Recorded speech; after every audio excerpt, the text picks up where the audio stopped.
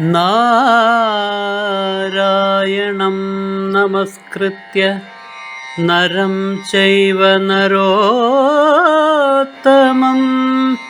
ദേവീം സരസ്വതീം വ്യാസം തതോ ജയമുദീരയേ. അർത്ഥശാസ്ത്രമിദം പുണ്യം ധർമ്മശാസ്ത്രമിദം പരം മോക്ഷശാസ്ത്രമിദം പ്രോക്തം വ്യാസേനാമിത ബുദ്ധിനാ.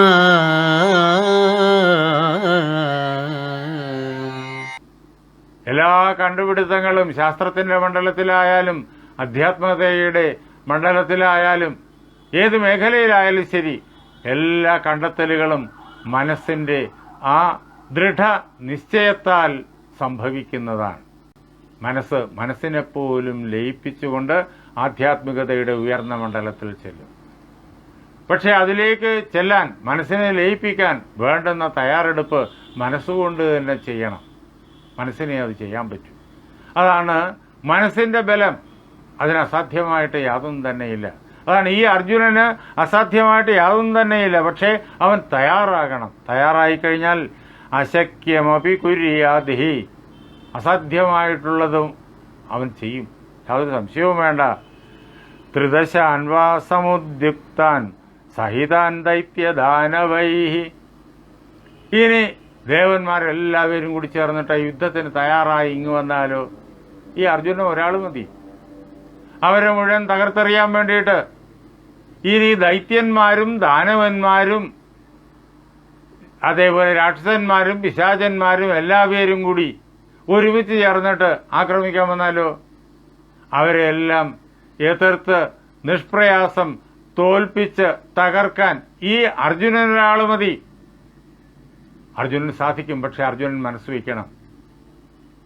കൃഷ്ണൻ യുധിഷ്ഠിരനോട് പറയുകയാണ്, നമ്മൾ നേരത്തെ കണ്ടു അർജുനന്റെ ആ പരാക്രമം.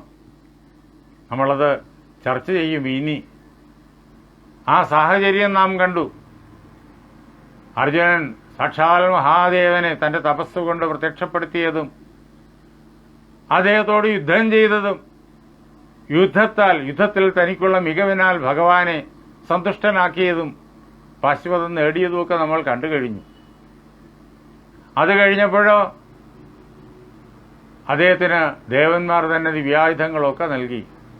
എന്ന് മാത്രമല്ല, ഇന്ദ്രന്റെ ഇച്ഛയാൽ മാതലി വന്ന് അർജുനനെ ദേവലോകത്തേക്ക് കൊണ്ടുപോയി. അതുവരെയുള്ള കാര്യങ്ങൾ നമ്മൾ കണ്ടതാണ്. ആ ദേവലോകത്തിൽ ചെന്നതിന് ശേഷം അർജുനൻ ദേവന്മാർക്ക് വേണ്ടി ചെയ്തതായ സേവനം എന്താണ്? നിവാത കവചന്മാരെയും കാലകേയന്മാരെയും സംഹരിക്കുക എന്നുള്ളതാണ്. ദേവലോകത്തെ മുഴുവൻ ആക്രമിച്ചിട്ട് തകർത്ത് ദേവന്മാരെ മുഴുവൻ ദുഃഖത്തിലാഴ്ത്തി, ക്ലേശത്തിലാഴ്ത്തി അവരെ കരയിച്ച ആളുകളാണ് ഈ നിവാത കവചന്മാരും കാലകേയന്മാരും. ദേവന്മാർ അവരുടെ മുഴുവൻ ശക്തിയും എടുത്ത് പരിശ്രമിച്ചിട്ടും ആ ദാനവവർഗങ്ങളെ തകർക്കാനായില്ല. അസംഖ്യമുണ്ട് അവരുടെ ആ എണ്ണം. അവരോട് ഏറ്റുമുട്ടാൻ വേണ്ടിയിട്ടാണ് അർജുനനെ ഇന്ദ്രൻ അങ്ങോട്ട് കൊണ്ടുപോയത്. അർജുനൻ നിവാത കവചന്മാരെയും കാലകേയന്മാരെയും യുദ്ധത്തിൽ വെല്ലുവിളിച്ച് അവരെ സംഹരിച്ചു. കാരണം അർജുനന് സാധിക്കും. സാധിക്കാത്തത് യാതൊന്നും തന്നെയില്ല. നിവാത കവചന്മാരെയും കാലകേയന്മാരെയും അർജുനൻ സംഹരിച്ചതായ കഥ കോട്ടയത്ത് നിന്ന് പറയാൻ നമുക്ക് ആട്ടക്കഥയായിട്ട് തന്ന് അദ്ദേഹം തന്നെ ചിട്ട ചെയ്ത് പഠിപ്പിച്ച് തലമുറകളായിട്ട് ആടി വരുന്നുണ്ട് കഥകളിയുടെ രംഗമണ്ഡപത്തിൽ. നിവാത കവച കാലകേയവധം. എളുപ്പത്തിൽ എല്ലാവരും കാലകേയവധം എന്ന് പറയും. കോട്ടയത്ത് തമ്പുരാന്റെ ആട്ടക്കഥയാണ്. എല്ലാ ഗുണങ്ങളും തികഞ്ഞ, കഥകളിക്ക് വേണ്ടുന്ന സർവവും തികഞ്ഞതായ, സർവഗുണ സമ്പന്നമായിരിക്കുന്ന ആട്ടക്കഥ. ആടിക്കാണാനും പാടിക്കേൾക്കാനും എല്ലാത്തിനും, വായിച്ചാസ്വദിക്കാനും എല്ലാത്തിനും വളരെയേറെ ശ്രേഷ്ഠം. അങ്ങനെ ആ കഥ നമുക്ക് സുപരിചിതമാണ്. കാലകേയവധം അത് നടന്നത് വനപർവ്വത്തിലാണ്. ഇതിപ്പോ ഭീഷ്മപർവ്വത്തിൽ. കൃഷ്ണൻ ഇത് പറയുമ്പോൾ ദേവലോകത്തിലെ ആ സംഭവങ്ങളെല്ലാം അതിനകത്ത് അഭിവ്യഞ്ജിക്കുന്നുണ്ട്.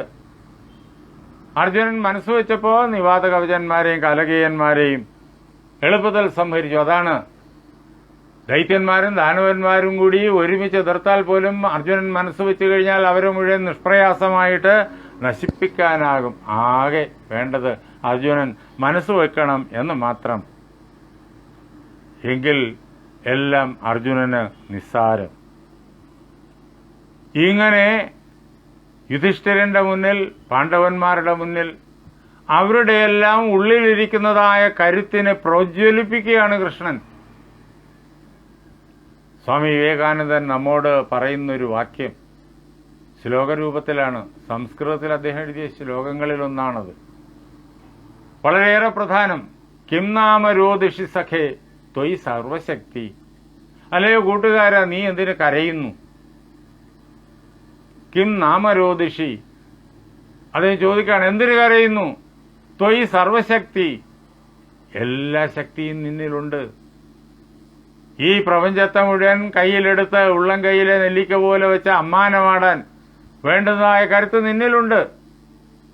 ആ കരുത്തിനെ നീ മറന്നു കളഞ്ഞു, അത്രയേ ഉള്ളൂ. അതുകൊണ്ടാണ് ഈ കരച്ചിൽ, ഈ വേദന, ഈ കഷ്ടപ്പാട്. ആമന്ത്രയസ്വ ഭഗവൻ ഭഗതം സ്വരൂപം. ഉള്ളിലിരിക്കുന്ന ആ ഭഗവത് സ്വരൂപമുണ്ടല്ലോ, അല്ലയോ ഭഗവാനെ നീ വിളിച്ചുണർത്തുക. നമ്മെ, നമ്മുടെ ഉള്ളിലിരിക്കുന്നതായ നമ്മുടെ ഐശ്വര്യമായ ഭാവത്തെ ബോധ്യപ്പെടുത്തിക്കൊണ്ട് അങ്ങനെ തന്നെ അദ്ദേഹം സംബോധന ചെയ്യാണ്. അല്ലയോ ഭഗവൻ എന്ന് സംബോധന ചെയ്യാണ്.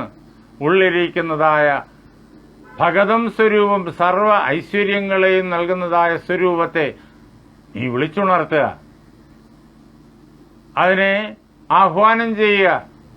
നീ തന്നെയാണത് എന്ന് നേരിട്ട് അനുഭവിച്ചറിയുക. തത് ത്വമസി എന്ന് അനുഭവിച്ചറിയുക. എങ്കിൽ ത്രൈലോക്യമേതദഖിലം തവ പാദമൂലേ. 3 ലോകങ്ങളും നിന്റെ പാദത്തിലാണ്.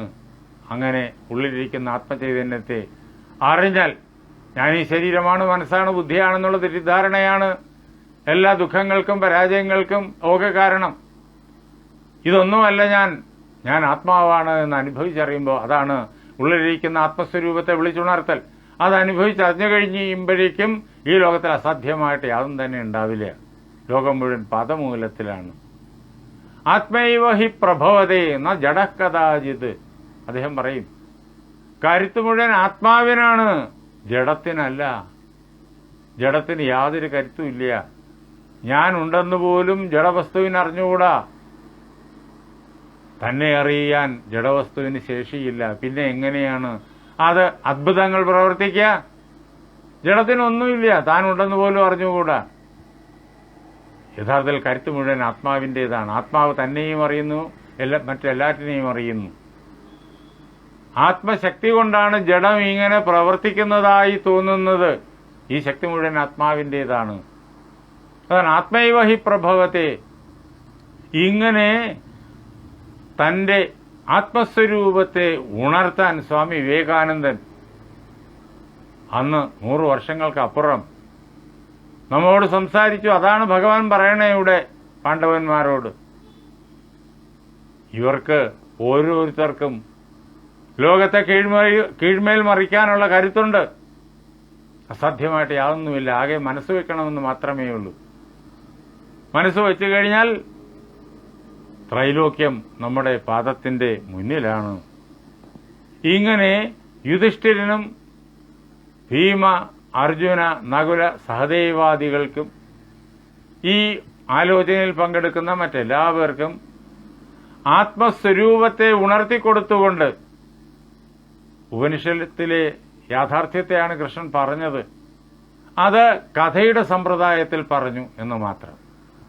അതാണ് ഉപനിഷത്തിനെ കഥയാക്കുകയാണിവിടെ, ഗീതയെ കഥയാക്കുകയാണിവിടെ. നീ മരിക്കുന്നില്ല എന്നാണല്ലോ ഗീത ഡയറക്റ്റായിട്ട് നമ്മോട് പറഞ്ഞേ. നൈനം ഛിന്ദന്തി ശസ്ത്രാണി നൈനം ദഹതി പാവകഃ. ഇതിനെ ആയുധങ്ങൾക്ക് മുറിവേൽപ്പിക്കാനാവില്ല. അർജുന, നീയാകുന്ന ആത്മാവിനെ ആയുധങ്ങൾക്ക് മുറയേൽപ്പിക്കാനാവില്ല, ഇതിനെ തീക്ക് ദഹിപ്പിക്കാനാവില്ല, ഇതിനെ വെള്ളത്തിന് നനയ്ക്കാനാവില്ല, ഇതിനെ കാറ്റിന് ഉണക്കാനാവില്ല. അങ്ങനെയുള്ളതായ ജനിമൃതികളില്ലാത്തതായ ആത്മാവാണ് നീ. ഈ വസ്തുത നീ അനുഭവിച്ചറിഞ്ഞുള്ളൂ. അതാണ് ഇവിടെ കഥാരൂപത്തിൽ ഭഗവാൻ പറഞ്ഞു കേൾപ്പിക്കുന്നത്. അതായത് മനസ്സ് വെച്ച് കഴിഞ്ഞാൽ ഈ അർജുനന് സാധിക്കാത്തതായിട്ട് യാതൊന്നും തന്നെയില്ല. മുഴുവൻ ദൈത്യന്മാരെയും ദാനവന്മാരെയും ദേവന്മാരെയും എല്ലാവരെയും അർജുനൻ സംഹരിക്കും.